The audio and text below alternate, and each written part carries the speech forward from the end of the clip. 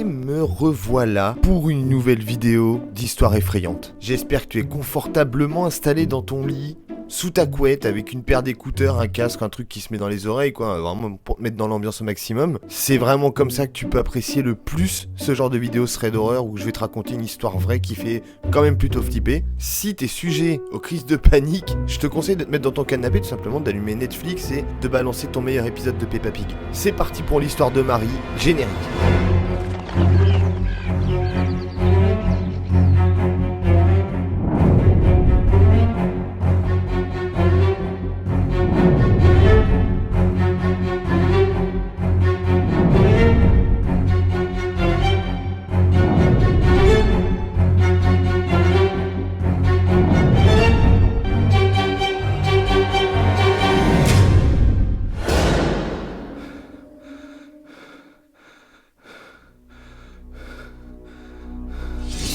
J'ai fouillé pas mal de temps sur le site Reddit, que vous devez sûrement connaître, jusqu'à tomber sur vraiment un subreddit où les gens racontent leurs histoires vraies qu'ils ont vécues, et qui sont bien flippantes, bien badantes, bien creepy, bien ce que tu veux. Commençons tout de suite avec l'histoire de Marie.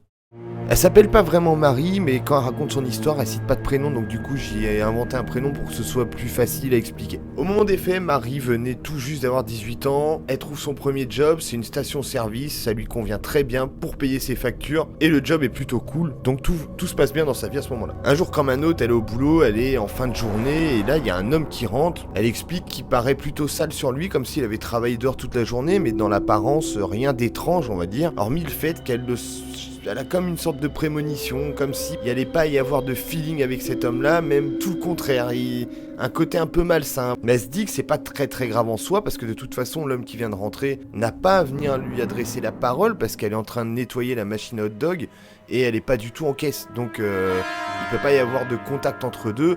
Elle s'inquiète pas plus que ça et elle se dit que de toute façon c'est son instinct et rien de plus, on peut se tromper. Mais il a quand même trouvé une opportunité de venir l'accoster, il est venu la voir en lui disant bonjour, est-ce que t'es nouvelle ? Marie lui répond qu'elle est nouvelle, effectivement, elle est là depuis pas longtemps. Et l'homme lui répond tout simplement qu'elle fait du bon travail. Et ça s'arrête là, rien de plus. Il quitte le magasin et Marie se dit le préjugé qu'elle avait eu sur cette personne quand il est entré dans le magasin était complètement faussé.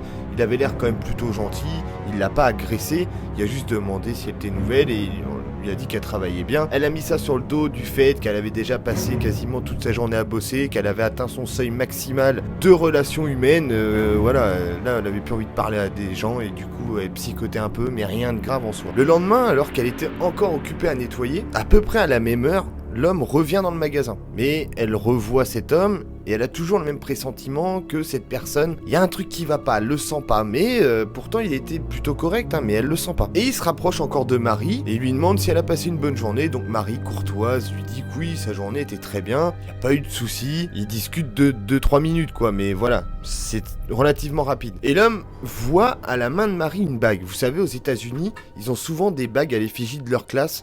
Quand même plutôt sympa, moi je trouve ça hyper stylé, mais nous en France, dans le meilleur des cas, on a droit à un autocollant du conseil régional, c'est super, on n'a pas de bague qui représente notre classe, c'est bien dommage. Mais du coup il voit cette bague et il demande à Marie si elle est mariée. Marie lui répond que pas du tout, elle est pas mariée, et il enchaîne directement en lui demandant si elle a un petit ami. À ce moment-là, Marie va un peu mentir en disant que oui, elle a un petit ami, ce qui est complètement faux, mais elle veut juste que l'homme comprenne qu'il n'y a pas de possibilité entre deux.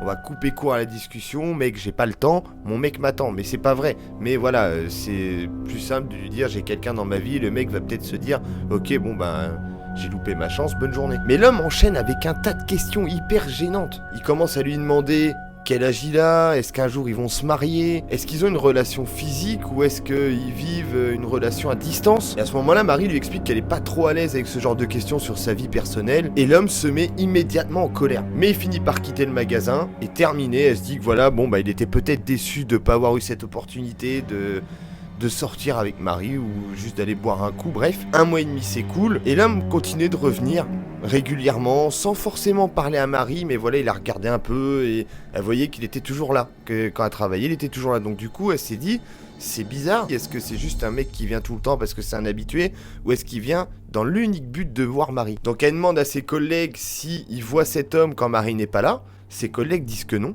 il le voit jamais. Et elle leur demande également à ses collègues si l'un d'entre eux a donné les horaires de travail de Marie à cet homme pour qu'il vienne tout le temps quand Marie est au boulot. Et forcément, ils répondent que non. Personne n'a donné les heures de travail de Marie, ils comprennent pas vraiment comment cet homme peut savoir que Marie est là tel jour, telle heure, en prenant bien en compte que Marie a des horaires qui changent toutes les semaines. Du coup, Marie commence vraiment à s'inquiéter, elle trouve son comportement hyper étrange, le mec arrive à savoir quand est-ce qu'elle travaille, quand est-ce qu'elle ne travaille pas. Elle se dit, ce mec est trop étrange, il sait trop de choses sur moi, et pourquoi moi? Elle explique qu'elle est de plus en plus mal à l'aise quand elle voit sa voiture arriver sur le parking, elle sait qu'il va être là, présent, qu'elle va pas être bien, qu'il va la fixer, pas spécialement lui parler, parce qu'il lui parle pas tout le temps, mais sa présence lui met une pression et elle est vraiment pas à l'aise avec ça. Un jour, il commence à revenir vers Marie pour lui parler et il lui dit, voilà, mon numéro de téléphone, prends-le.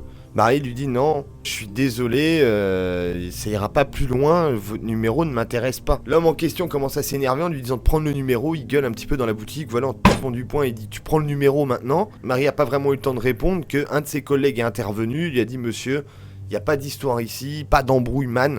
Tu dégages. Ils l'ont viré du magasin parce qu'il était un peu en train de gueuler, ça foutait la merde. Forcément, quand t'as un magasin, t'as pas envie qu'il y ait un mec casse-couille qui vienne gueuler dans ta boutique. Le lendemain de cette scène-là, l'homme revient encore. Et là, il s'approche de Marie au comptoir et il lui dit, écoute, je veux un rendez-vous avec toi, je veux un rencard, je veux qu'on aille boire un verre, quand est-ce que t'es dispo? Marie lui dit, je suis désolé, mais vraiment, ça ne m'intéresse absolument pas, j'ai refusé votre numéro, j'ai refusé de communiquer avec vous, je ne veux pas venir avec vous boire un verre ou qu'on se voit en dehors du travail. Et du coup, à force de prendre des refus, il s'énerve et il commence à gueuler en lui disant que de toute façon, elle aura pas le choix d'aller à son rendez-vous. Donc Marie commence un peu à s'énerver, c'est logique, hein, je me mets à sa place. Et elle lui dit que non, mais de toute façon, intérieurement, elle flippe sa race. Hein. Mais elle lui dit que de toute façon, non, elle aura le choix, elle voudra pas y aller. Et l'homme qui commence à gueuler dans la boutique en lui disant, mais écoute, tu vas regretter ce que tu viens de dire. Bon là, elle flippe vraiment, mais elle va pas se laisser faire, donc elle gueule encore. Et il dit à Marie, de toute façon, elle aura pas le choix. Il va venir la chercher et il va l'emmener en rendez-vous, qu'elle veuille ou non. Bon là, je vous rappelle quand même que toute cette histoire est vraie. C'est quelqu'un qui a vécu ça pour de vrai. Et là, ça fait quand même bien flipper. C'est pas un film d'horreur, c'est pas de la science-fiction, tu vois. Là, c'est un vrai truc. Le mec, clairement, il fait peur. C'était la fois de trop. Marie, elle en peut plus. Elle flippe sa race. Elle sait pas quoi faire. Personne l'aide. Elle se dit que là, le gars va faire une connerie. Ça fait des mois que ça dure et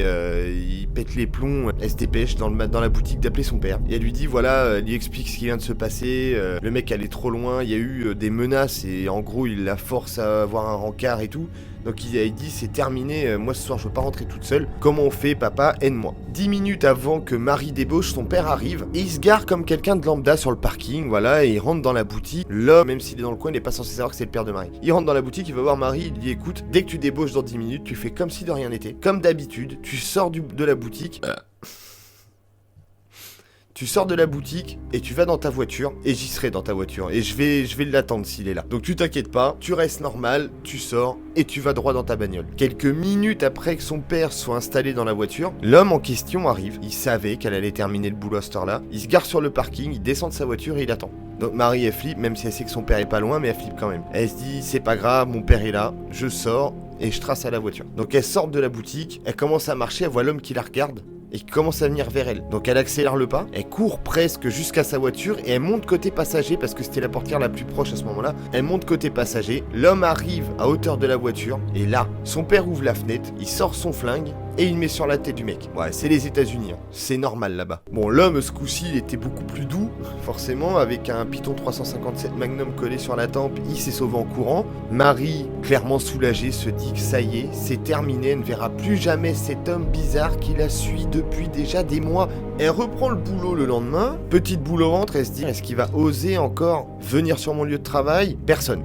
Le surlendemain, pareil, 3 jours, 4 jours, 5 jours, les jours s'enchaînent et elle ne voit plus cet homme, elle se dit ça y est, il a eu peur de prendre une bastos, on le verra plus, c'est cool, je peux enfin vivre en paix. Ce qui est faux parce que sinon la vidéo s'arrêterait maintenant, t'as bien compris le truc. Un petit peu plus d'une semaine après que son père soit intervenu, Marie travaillait pas. Elle était partie faire les boutiques avec sa mère, tout ce qu'il y a de plus normal, partie acheter un petit manteau. Et là, elles se rendent compte toutes les deux que quelqu'un est en train de les suivre depuis un petit moment. Du coup, elles ont réussi à sortir par une autre porte du magasin et elles se sont échappées parce que forcément, c'était lui. C'était le même homme qui était là, qui les suivait depuis le début. Donc, ils se sont sauvés rapidement, ils ont repris la voiture et ils sont rentrés chez eux. À partir de là, ça commence à être grave parce que le mec les a suivis en dehors du taf. Mais d'où est-ce qu'il les a suivis? vie? Est-ce que c'est depuis chez eux? Est-ce qu'il les attendait à un croisement? Ça, pour l'instant, personne ne le sait. Bon, forcément, son père, il dit c'est trop. Je veux plus que ta mère ou toi, vous sortiez toute seule. À partir de maintenant, s'il y en a une de vous deux qui sort, je serai là. Impossible de vous laisser sortir seul avec cette espèce de malade qui vous suit partout. Et on sait même pas dans quel but au final. C'est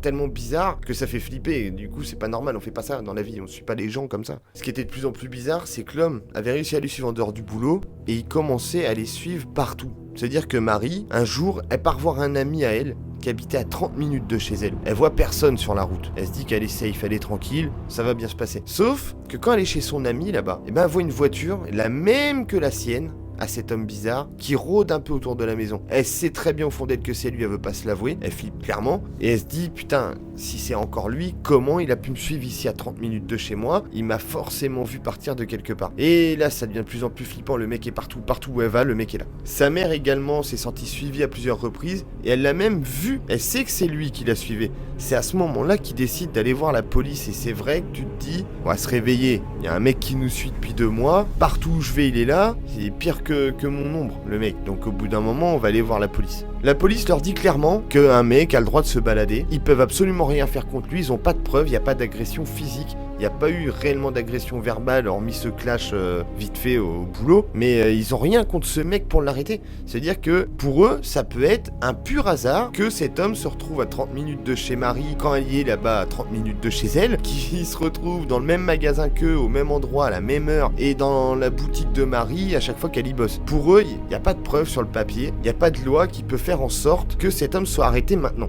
On sait tous que dans ces moments-là, la police attend que ce soit trop tard malheureusement pour agir. Et là encore, Marie explique dans son récit qu'elle en veut toujours à la police de pas avoir fait quelque chose à ce moment-là. Parce que pour elle, c'était évident que l'homme avait quelque chose à se reprocher. On suit pas quelqu'un pour à la fin lui dire « Est-ce que t'aimes les milkshakes ?» Parce qu'en fait, depuis tout à l'heure, je te suivais parce que j'aimerais tellement te faire un milkshake. Non mais vous voyez ce que je veux dire, il y a un truc bizarre, on suit pas des gens aussi longtemps juste pour l'inviter au McDo quoi. Après qu'il soit allé voir la police et que la police ait rien fait, l'homme revenait toujours au boulot de Marie, comme avant, comme si de rien n'était, comme s'il se disait « Non mais ils m'ont pas cramé, hein. Non, ils m'ont pas vu que je les suivais. » Il revenait, voilà, bonjour, Marie, bonjour. Rien d'anormal pour lui, tout allait bien. Marie, tout allait pas bien, ça allait pas du tout, elle en pouvait plus de ça, il y avait pas de vie, toujours observé par quelqu'un, t'as l'impression qu'il est là même quand tu dors. Et un peu plus tard, elle a appris, je ne sais pas comment, elle l'explique pas vraiment, mais elle a appris que cet homme était un ami de sa patronne. D'où le fait qu'il connaissait les horaires de travail de Marie, c'est sûrement elle qui lui avait donné. Et d'ailleurs, à ce moment-là, quand elle a découvert que c'est un ami de sa patronne, ça faisait quelques jours qu'elle recevait des messages hyper bizarres d'un numéro inconnu où il disait des choses étranges sur son physique. Par exemple, comment elle était habillée tel jour ou que ces chaussures-là lui allaient pas. Je sais pas ce qu'il lui disait, mais c'est à propos de son physique. Il lui parlait de ses parents, il disait plein de trucs flippants dans ses messages. Donc elle savait très bien que c'était lui. Là aussi, pas besoin d'être Sherlock Holmes. Sauf qu'on est arrivé à un point où Marie était tellement traumatisée par cette histoire et par cet homme qui la suivait partout qu'elle sortait même plus de chez elle. C'est-à-dire qu'elle était arrivée à un point où pour elle, mettre un pas dehors, c'était en fait se jeter dans la gueule de ce mec qui l'attendait à un coin de la rue et qu'elle allait être là. C'est comme si dès qu'elle sortait, en fait elle sortait avec lui quoi. Mais sauf que là elle le voulait pas. Donc du coup elle sortait plus. Elle était, on peut la comprendre un peu en sorte de dépression, hein. Elle avait pas envie d'aller se traîner quoi. Pour aller au boulot, c'est son père qui l'emmenait. Quand elle débauchait, son père venait la chercher. C'était tellement devenu un cauchemar pour elle que même quand une voiture similaire à celle de cet homme se garait sur le parking, elle allait se cacher dans l'arrière-boutique en pensant que c'était lui qui arrivait. Donc vraiment elle était obsédée par ça, elle y pensait jour et nuit, et déjà même la nuit elle peinait à dormir à cause de ça. Ce qui est complètement compréhensible, ce qu'on n'a vraiment pas envie de vivre. Clairement. Vu qu'on était arrivé à un point où Marie ne voyait plus réellement d'intérêt à aller dehors, à aller au boulot, parce que de toute façon il venait au boulot, elle était vraiment dans une face sombre de sa vie. Son père lui dit écoute, faut que tu quittes ton job, c'est plus possible de vivre comme ça, c'est pas une vie pour une ado de 18 ans, tu peux pas continuer à rester enfermé chez toi à cause d'un taré, donc tu quittes ton job. Je t'aiderai à payer les factures, c'est pas un problème, financièrement on t'aidera avec ta mère, mais faut que t'arrêtes de bosser là-bas, peut-être qu'à force de plus te voir sur place, il lâchera l'affaire faire, et voilà. Mais même après avoir quitté son boulot, Marie explique qu'elle était toujours pas bien. Pendant les jours qu'on suivit, elle pensait que à ça, et elle se disait que de toute façon, même si elle allait plus au taf, quand elle sortait de chez elle, il était là. C'était tellement devenu maintenant une obsession pour lui, et pour elle, au final, qu'elle avait pas demandé cette obsession, mais pour lui de suivre Marie, qu'il était partout, et donc le boulot pour elle, c'était passé à côté, en fait. Vraiment, maintenant, elle se disait, il peut être à n'importe quel coin de rue, c'est même plus une question de travail. Donc elle décide d'elle-même de partir vivre chez son oncle et sa tante qui habite à 5 heures de chez elle. C'est safe, c'est très loin. S'il la suit jusque là-bas, il y a vraiment un gros problème là. Et il faut surtout prendre en compte que son oncle est policier. Donc au moins s'il se passe quoi que ce soit, il pourra la défendre, voilà. Mais à 5 heures de chez elle, très peu de chance que l'homme soit encore là. Et s'il est encore là, c'est qu'on est au-dessus vraiment du mec qui harcèle. Là c'est un autre niveau là. Marie était vraiment dans l'objectif de reprendre une vie normale. Et c'est ce qui s'est passé. Elle est arrivée là-bas, 5 heures de route séparée, son oncle, sa tante et ses parents. Donc du coup, tranquille, elle souffle et elle se dit qu'elle repart sur une base de zéro là-bas. Elle connaît pratiquement personne et c'est très bien comme ça. Elle va pouvoir vraiment relâcher toute la pression qu'elle a accumulée pendant des mois. Donc c'est cool, tout se passe bien. Et elle les aime bien en plus, son oncle et sa tante. Et c'était le moment de se faire plaisir. Un soir, comme un autre, son oncle lui dit, écoute, on est aux États-Unis, hein. Ce soir c'est pizza. Bon, moi aussi je mange des pizzas, je suis pas américain, tout le monde a le droit de manger des pizzas, c'est quoi le problème? Pourquoi je dis que c'est les États-Unis? Pourquoi tu précises que c'est les États-Unis? On s'en fout que c'est les États-Unis, ok? Donc, ce soir c'est pizza, on se fait plaisir, c'est parti, Marie monte dans l'auto. Il dit sûrement pas monte dans l'auto, mais ils sont partis en voiture. Ils arrivent à la pizzeria, son oncle descend de la voiture pour aller chercher la commande qu'il avait passée une heure avant au téléphone, et Marie attend dans la voiture. Marie précise que la fenêtre passagère de la voiture, là où elle était assise, était cassée. Il n'y avait plus de carreaux à cet endroit-là, ça avait été pété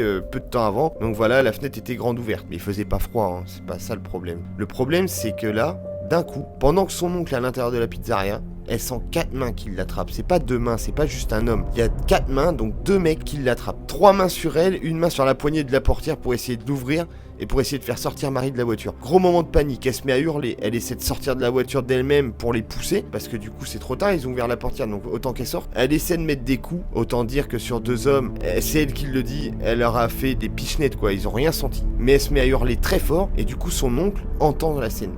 Au moment où il sort, il entend que ça crie sur le parking, il se dépêche, il arrive et il voit 2 hommes partir en courant. Marie monte du doigt un homme en disant, c'est lui, c'est le mec qui me suit depuis 6 mois, c'est lui là. Son oncle, il est policier on le rappelle, sprint sur ce mec, il arrive enfin à l'attraper, il le plaque au sol. Là il y avait assez de preuves pour arrêter cet homme. C'était malheureusement lui qui avait réussi à suivre Marie à plus de 5 heures de route de chez elle, avec un autre mec dont ils ignoraient complètement l'existence, il l'avait jamais vu avant. Son oncle embarque et Marie reste là à pleurer pendant des heures. De 1 parce qu'elle a eu une frayeur pas possible, elle s'attendait pas du tout à ce qu'il soit ici à ce moment-là.